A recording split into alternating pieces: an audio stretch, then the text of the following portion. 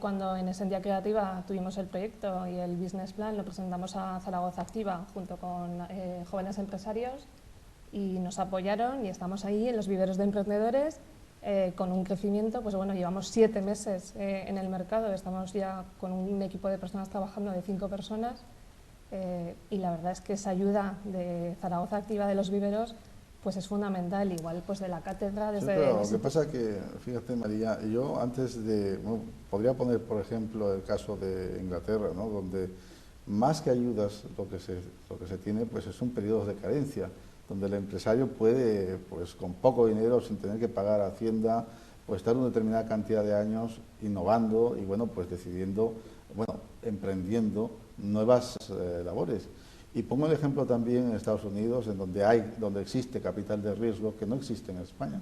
Centrar todo en una administración que sepa o que sea el que decida finalmente cuáles son los destinos o por qué te tengo que dar a ti la ayuda o por qué a ti no, es también frustrar a ciertos empresarios o ciertos emprendedores que realmente desearían estar y no pueden adquirir esas ayudas porque hay que tener determinadas, qué sé yo, es decir, o determinada suerte o bueno, pues o tener determinados contactos, quizá a lo mejor para o tener conocimientos de dónde pedirlo para saber y para conseguir ese tipo de ayudas.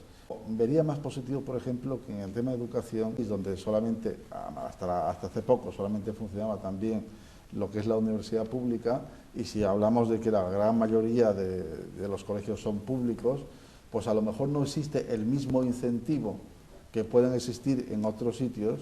Ya ha puesto el ejemplo el señor Fran Martínez del caso de lo que tuvo que hacer con su hija para poder desarrollar y que sea una profesional de éxito.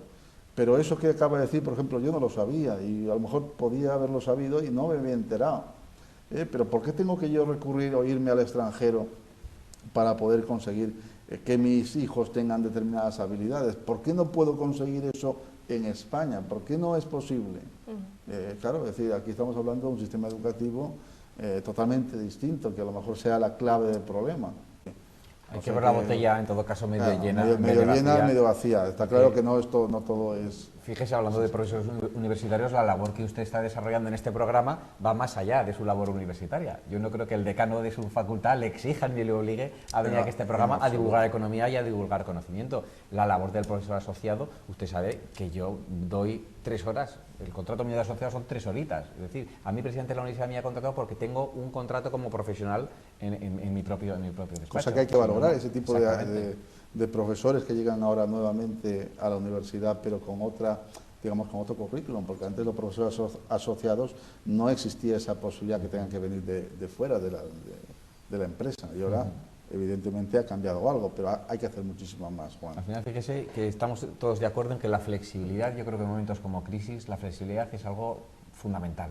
La diferencia entre un trabajador y un empresario al final es el riesgo que está corriendo el empresario, que está jugando su propio dinero, que es el mismo dinero que se juega el emprendedor. El trabajador tiene que ser consciente de esas limitaciones en cuanto a riesgo que hemos dicho, y ese binomio riesgo-rentabilidad se tiene que repartir de alguna forma también. Es decir, cuando las cosas van mal, el trabajador tiene que ser capaz de disminuir sus pretensiones económicas, y al revés, cuando las cosas van bien, el trabajador debe estar remunerado también de forma variable vía retribución, vía, en fin, retribución variable, vía el tipo que sea.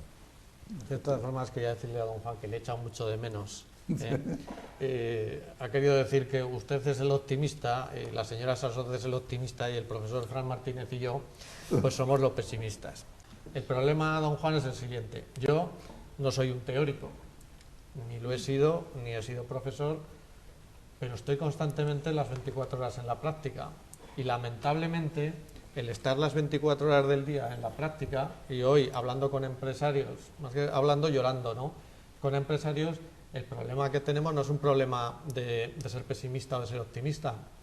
Yo me levanto todos los días optimista y todo el que me conoce sabe que intento luchar hasta el último eso, pero la realidad que nos viene por delante es una realidad muy complicada en estos momentos, y cuando uno está todo el día en la práctica viendo caer gente, pues evidentemente, por eso hacía la pregunta a todo, claro, ahora todos nos acordamos de los emprendedores, pero durante estos años hasta el 2008 o el 2009, aquí nadie se ha acordado de los emprendedores. Ahora todo el mundo es los emprendedores, hay que emprender, ya nos hemos olvidado de la palabra empresario, vamos a emprender, pero es que la situación ahora que exigimos para emprender es muy complicada, porque claro, Zaragoza Activa, que usted sabe que yo también lo conozco los viveros, pero claro, ahí están ustedes 20 empresas o 30 empresas, no hay más por espacio físico.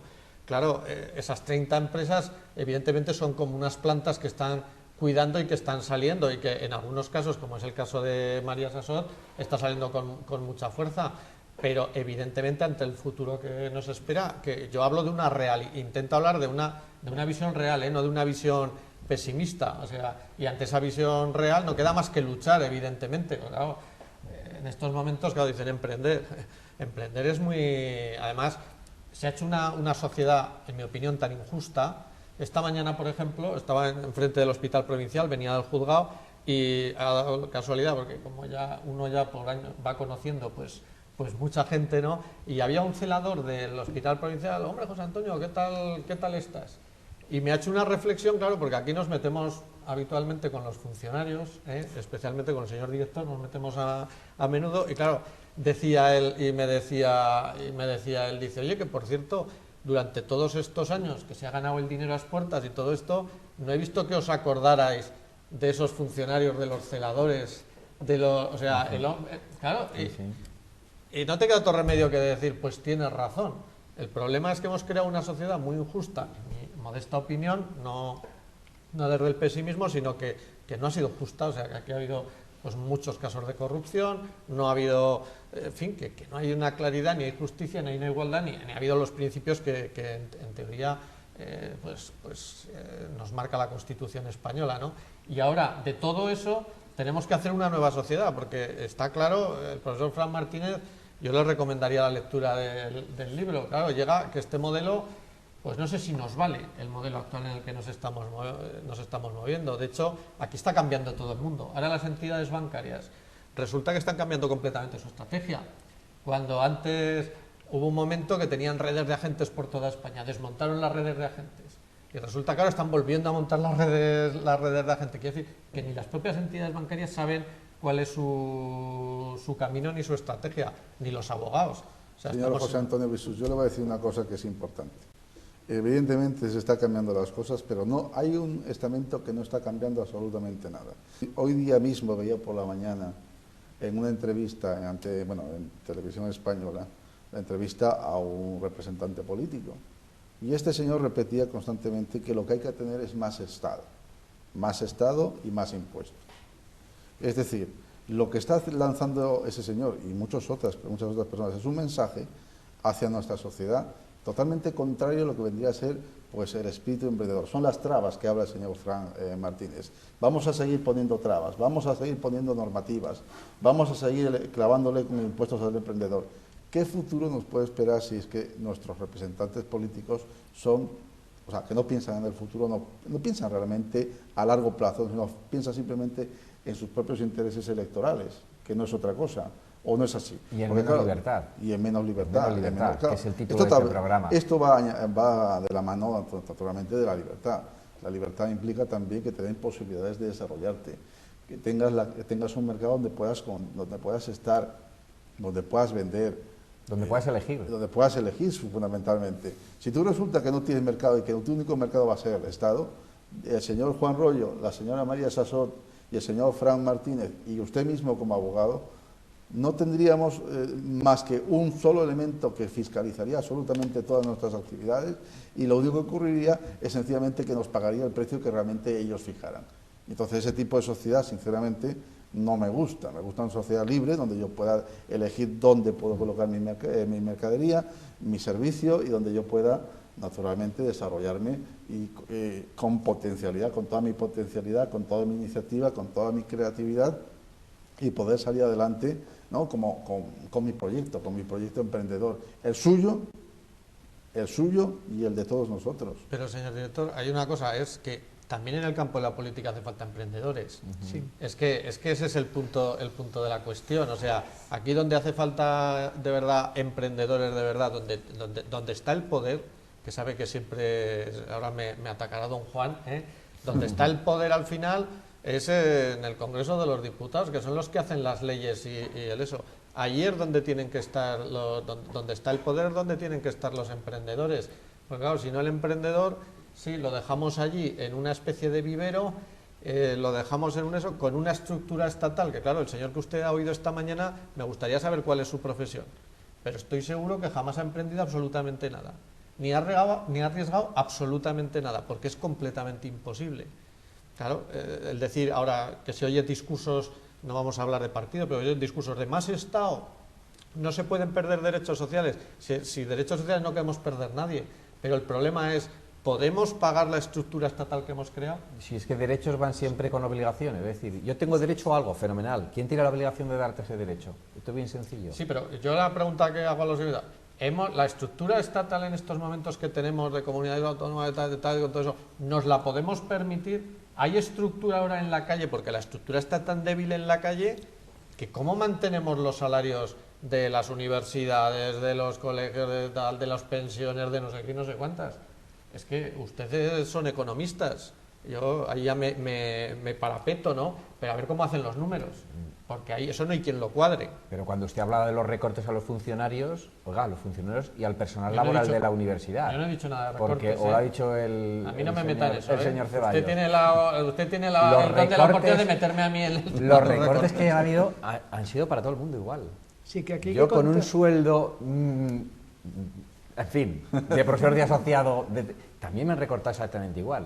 Pero es que a los profesores colaboradores de la universidad, que a lo mejor van a dar una horita en un diploma de profesor, también le han aplicado esos mismos precios y esos mismos recortes. Es una cuestión de recortes, don Juan. Si el problema es que no se puede tener 49 facultades de Derecho en España, que no hay gente de prestigio para tener 49 facultades, una en cada provincia española. Pero entonces eso es lo que hemos llegado. Que es que no sé quién ha estructurado, quién ha hecho esta estamos estructura, haciendo que el Estado crezca, se convierte en un recaudador voraz, pues y cada vez pues que nosotros vemos que bueno, ahora vamos a hacer esto, ahora vamos a hacer lo otro, nos ponemos las manos en la cabeza y decimos, vamos a ver, de esto que van a hacer o de esto que han creado, realmente qué beneficio va a dar, y si realmente no podría haber hecho la iniciativa privada, no podría haber llevado a cabo este tipo de actividad. Por ejemplo, qué sé yo, el de los polígonos industriales. ¿Es que no es capaz la actividad privada de poner un polígono industrial? Pues sí, sin embargo estamos diciendo que el Estado, que la administración autonómica, pues realice esa labor que realmente no hace falta, y lo están haciendo, pero con el dinero de todos, es decir, a base de mayores impuestos, cuando es la iniciativa privada la que debería haber hecho, o sea, haber facilitado el suelo, por ejemplo, para hacer ese tipo de... Pero si la diferencia entre bienes públicos y bienes privados se estudia en primero de carrera. O sea, solamente haría falta que nuestros políticos fueran a cualquier curso que usted da en primero de carrera y le explicaría qué cosas tiene que hacer la administración pública y qué cosas tiene que hacer Don Juan, le viene muy bien el descanso, porque hoy ha venido hasta atacando a los políticos. O sea, hay que darle más descanso en más ocasiones. Creo que el objetivo de todos, de la universidad, de los empresarios o emprendedores, del Estado, debería ser buscar la excelencia, ¿no? Y ahora no hay otro camino, el buscar la excelencia y con ello la eficiencia. Entonces, con ese objetivo, pues habrá que hacer lo que habrá que hacer. Efectivamente, hay que tener un espíritu pues, en ese sentido. ¿O no es así, señor? Yo quería contar una pequeñita historia que reflejaría el concepto del cambio en el que estamos ahora. Hasta ahora es como si hubiéramos ido a un pueblo que hubiera estado viviendo, un pueblecito, que hubiera estado viviendo al lado de un gran lago donde había pesca abundante, percas, truchas, algún salmón, y la población simplemente tenía que ir, lanzar una red y cogía pescado en abundancia. Los pescadores luego repartían equitativamente entre todo el pueblo su pescado. Entonces todas las familias tenían pescado de sobra para su autoconsumo, incluso secarlo para luego comerciar con él. Era muy fácil la vida. Todo el mundo tenía derechos de pescado. El lago se secó, ya no hay peces. Pero la población sigue pidiendo su ración de pescado. Tenemos derechos, queremos nuestro pescado diario.